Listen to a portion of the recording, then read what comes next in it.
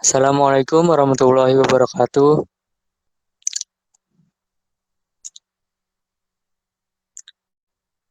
Kami dari kelompok 12 ingin mempresentasikan hasil presentasi kami yang bertema distribusi probabilitas kontinu distribusi tentang distribusi F. Sebelum kami mempresentasikan, saya akan memperkenalkan diri anggota kelompok saya.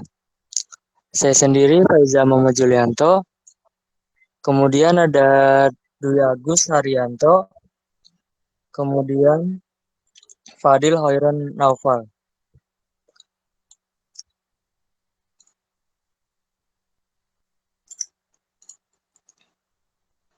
Distribusi F dibagi menjadi tiga. Yang pertama yaitu ada pengertian, tabel, dan contoh soal.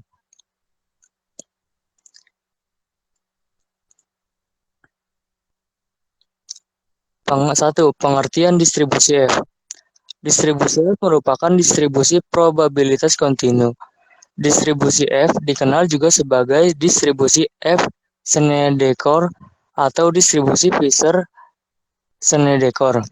Distribusi F seringkali digunakan dalam uji statistik, seperti analis variasi atau ANOVA dan analisis regresi. Sementara itu, F statistik atau dikenal juga sebagai F-value merupakan variabel random yang memiliki distribusi F.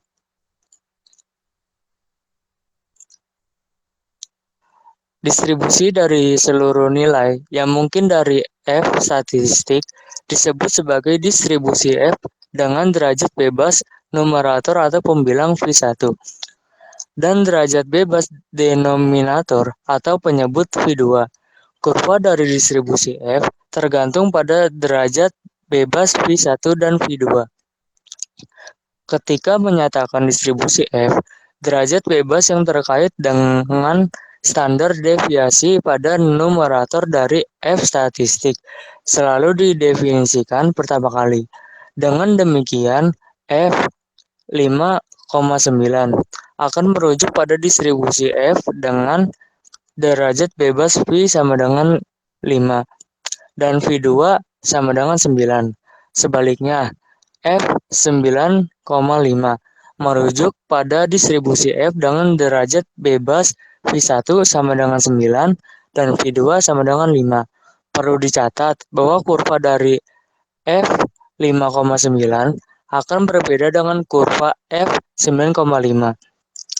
Notasi lengkap dari distribusi F adalah F V1, V2, di mana A merupakan tingkat signifikansi.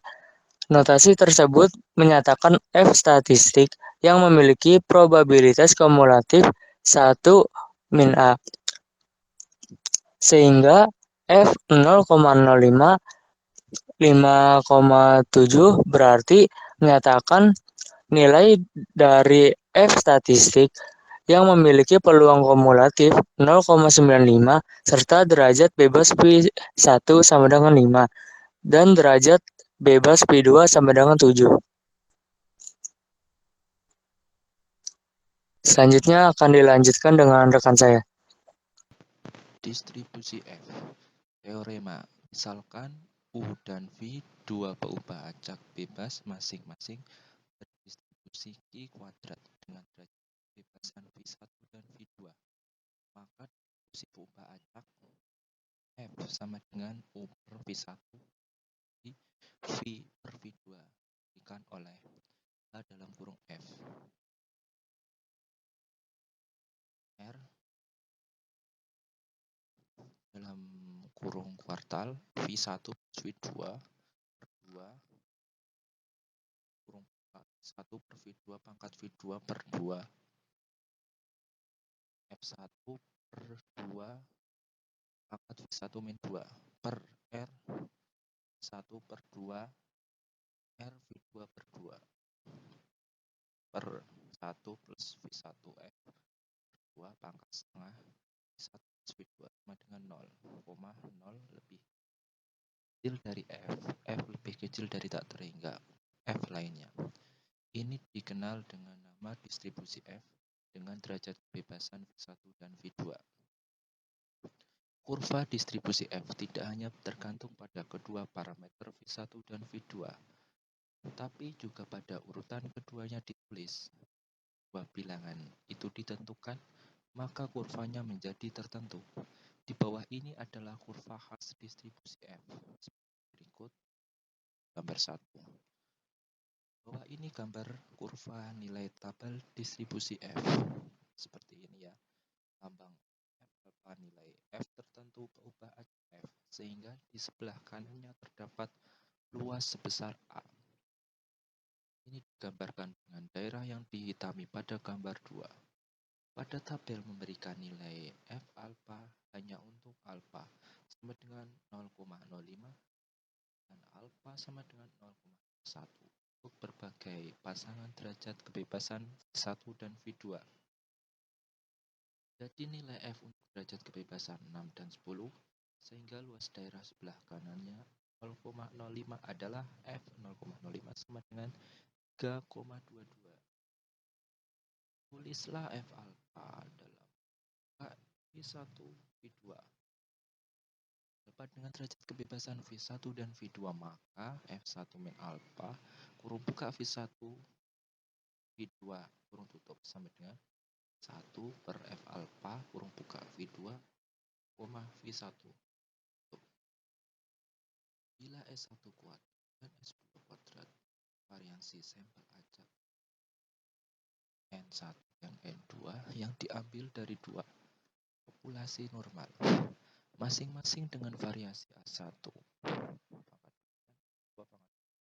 maka F sama dengan S1 pangkat 2 per A1 pangkat 2 per S2 pangkat 2 S1 pangkat 2 per A1 pangkat 2 S2 pangkat 2.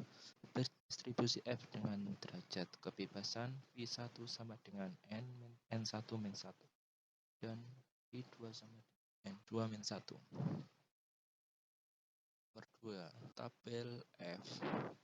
Tabel F atau F-tabel adalah tabel yang menyajikan nilai kritis dari distribusi F.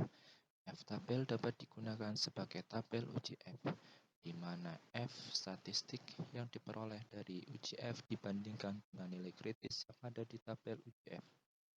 Untuk menggunakan tabel uji F atau tabel distribusi F, kamu memerlukan 3 nilai, yakni 1. Derajat bebas pembilang atau numerator atau V1. 2. Derajat bebas penyebut atau denominator atau V2. 3. Tingkat signifikasi. Cara membaca tabelnya sebagai berikut. Dari 1 sampai ini 50. V1, V2 dari 1 sampai 25. Lanjutkan. Angka yang berada di baris teratas merupakan derajat bebas numerator V1.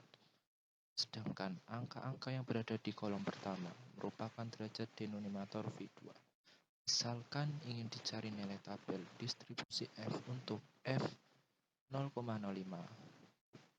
dalam kurung 5,9, perlu diperhatikan bahwa tabel distribusi F yang digunakan merupakan tabel dengan tingkat signifikansi 0,05. Misalkan ilustrasinya seperti ini, nilai F 0,05 dalam kurung 5,9 adalah 3,48. Derajat bebas numerator atau V1 yang diketahui adalah 5. Sementara derajat bebas denominatornya V2 adalah 9.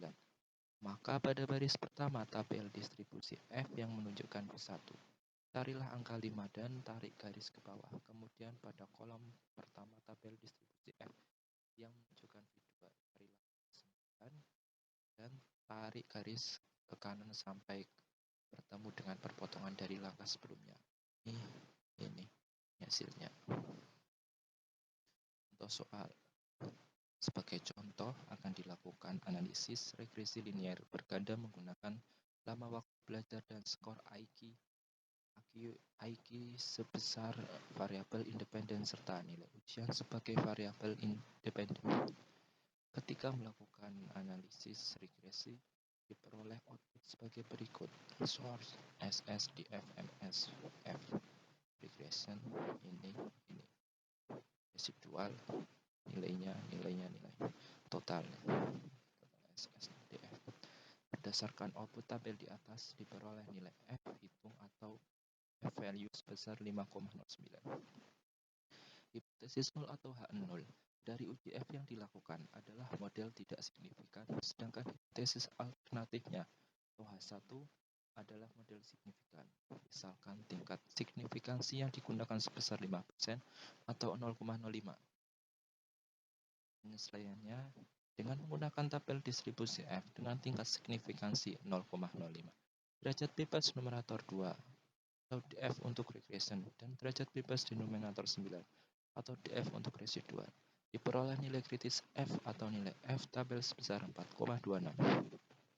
Hipotesis 0 atau H0 ditolak jika F hitung lebih besar dari F tabel, karena F hitung 5,09 lebih besar dari F tabel 4,26, maka H0 ditolak. Jadi dapat disimpulkan bahwa model regresi signifikan secara statistik. Baik, contoh soal yang kedua. Misalkan ingin diketahui apakah dua populasi memiliki variansi yang sama atau tidak. Untuk menguji hipotesis tersebut digunakan uji F dengan hipotesis 0 H0. Kedua populasi memiliki variansi yang sama dan hipotesis alternatif atau H1. Kedua populasi memiliki variansi yang berbeda, diambil dari sampel sebesar 20 observasi dari masing-masing populasi. Diperoleh nilai variansi sampel populasi 1 sebesar 30,5 dan variansi sampel populasi 2 sebesar 20,5. Ini artinya F hitung untuk uji hipotesis tersebut adalah 30,5 per 20,5 sama dengan 1487. Untuk mengetahui signifikansi uji tersebut, perlu dicari nilai F tabel yang bersesuaian. Misalkan digunakan tingkat signifikansi 0,05, maka nilai F tabel yang dicari adalah yang memiliki derajat bebas V1 sama dengan N1 kurang 1 sama dengan 20 kurang 5 sama dengan 19 dan V2 N2 kurang 1 sama dengan 20 kurang 1 sama dengan 19. Berikut ini contoh gambarnya yang V1 dan V2 yang sudah digaris merah dalam tabel tersebut. Hipotesis 0 H0 ditolak jika F hitung lebih besar dari F tabel. Karena nilai F hitung 1487 kurang dari F tabel 2,17, maka hipotesis 0 H0 tidak ditolak. Jadi dapat disimpulkan kedua populasi tersebut memiliki variansi yang sama. Kemudian contoh soal yang ketiga. Tentukan nilai dari F 0,05 atau 12,20. Penyelesaian. Diketahui P sama dengan 0,05. V1 sama dengan 12. V2 sama dengan 20. Ditanyakan F sama dengan titik. Jawab F 0,05 atau 12,20 sama dengan 2,28. P 1 dikurang 0,05 sama dengan 0,95. F 0,95 20,12 sama dengan 1 per F 0,05 dikali 12,20 sama dengan 1 per 2,28 sama dengan 0,04. Jadi nilai F 0,05 atau 12,20 adalah 0,04.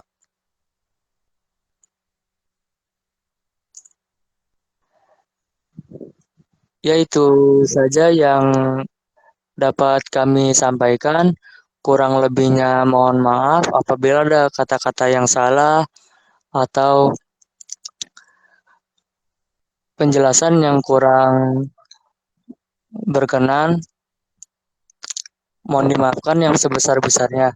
Terima kasih. Wassalamualaikum warahmatullahi wabarakatuh.